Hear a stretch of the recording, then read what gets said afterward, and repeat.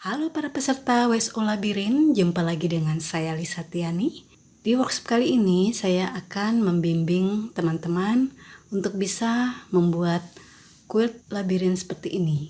Nanti saya akan berikan beberapa tips dan triknya agar labirin teman-teman terlihat 3 dimensi, terlihat rapi dan bagus ya.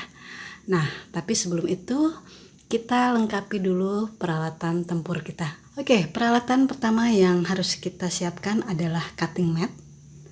Jika teman-teman memiliki cutting mat ukuran besar seperti ini, itu bagus ya. Jadi akan mudah untuk memotong kain yang panjang. Jika kalian tidak memiliki cutting mat A2, kalian bisa menggunakan cutting mat ukuran A3. Seperti ini. Ya. Kemudian untuk membuat HST sebaiknya kita siapkan juga cutting mat yang dapat berputar. Seperti ini. Atau ini. Ya. Jadi cutting matnya bisa berputar. Atau ini ya, bisa berputar sehingga kita mudah saat mengetrim HST ya. Nanti kita akan mengetrim HST dengan bantuan cutting mat putar atau rotating cutting mat ini, kalian akan mudah untuk memotongnya. Nah, jika kalian tidak punya, kalian bisa menggunakan cutting mat ukuran A4. Nah, seperti ini. Nanti kalian putar seperti ini ya. Nah, jadi kita untuk memotong HST-nya mudah ya. Oke,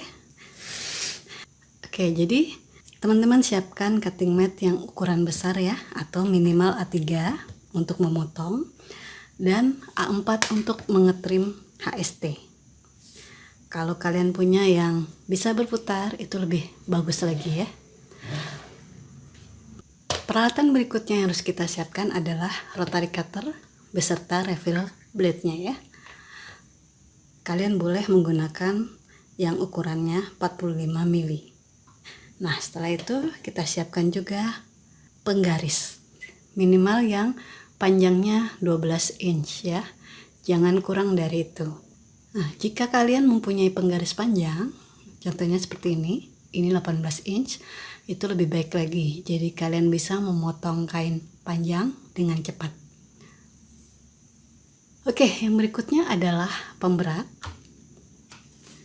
Ini contohnya, ini saya modifikasi ya, saya ambil dari bekas lampu yang tidak terpakai ya. Ini bagian bawahnya, ini cukup berat, jadi kalian letakkan di atas penggaris supaya saat memotong tidak akan bergeser ya. Nah, kalau kalian punya seperti ini boleh digunakan. Nah, taruh di tengah ya, kemudian ini diturunkan ya, sehingga bisa menyedot penggarisnya ya. Nah, kalau sudah tidak dipakai, kalian angkat. Nah, dan jangan lupa diletakkan di tempat yang bersih ya, atau di dalam plastik supaya penghisapnya bisa selalu dapat menghisap dengan baik ya. Yang berikutnya adalah kita siapkan sepatu 1/4 inch seperti ini. Gunanya untuk menjaga agar jarak kampuh tetap 1/4. Nah, seperti ini. Nah, jika kalian mempunyai model sepatu 1/4 yang lain seperti ini, yang ada guide-nya atau yang ada guide hitamnya ya untuk janon. Nah, kalian tes terlebih dahulu. Jadi kalian jahit, kemudian kalian ukur kampuhnya ya. Kalau memang 1/4 berarti kalian bisa menggunakan. Tapi kalau ternyata setelah dijahit jarak kampuhnya ini lebih besar dari 1/4, maka jangan digunakan ya.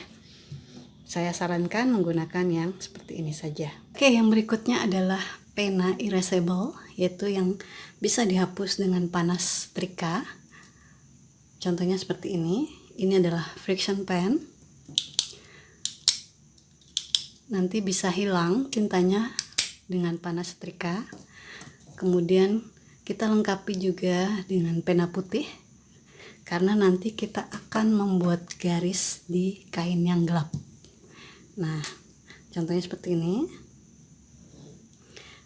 Nah, teman-teman jangan lupa untuk selalu menutup ujung pena ya, karena ini adalah bentuknya gel sehingga mudah kering.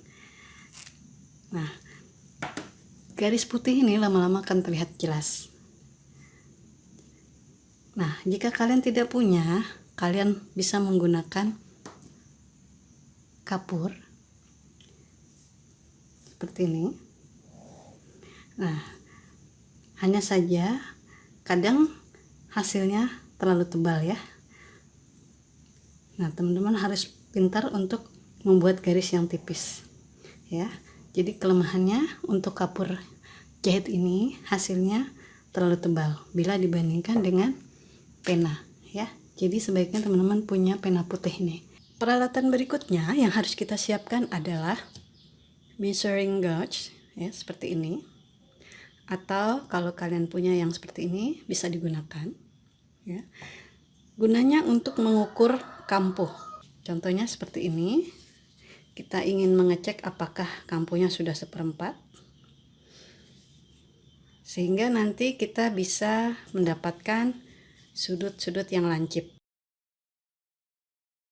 Contohnya seperti ini ya. Jadi nanti kita akan menggunakan bantuan alat ukur ini.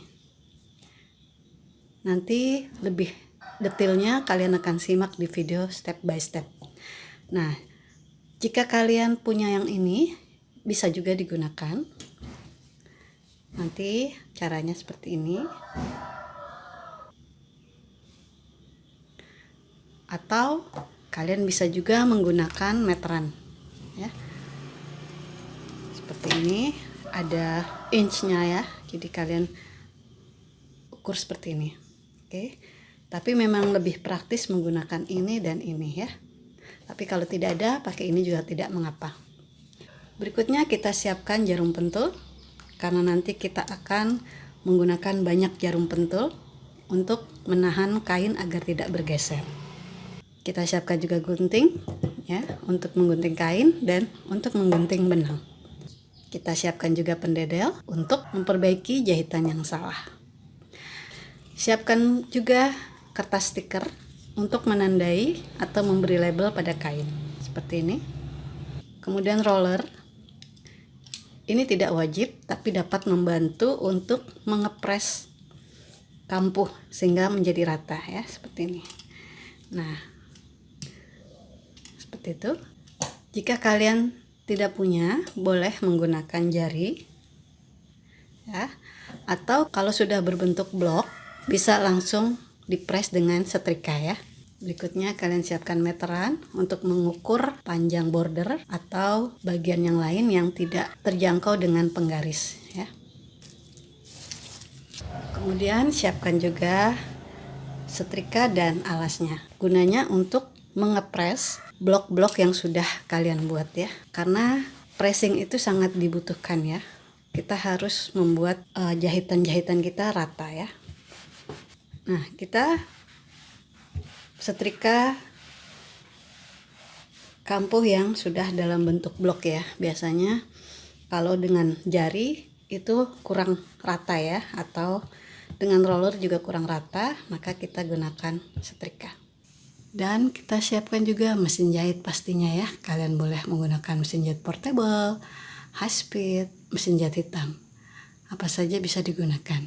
Yang terakhir, kalian siapkan tutorialnya, juga semangat kalian. Oke, saya rasa untuk peralatan cukup jelas. Nanti akan dibahas lebih detail di video yang akan datang.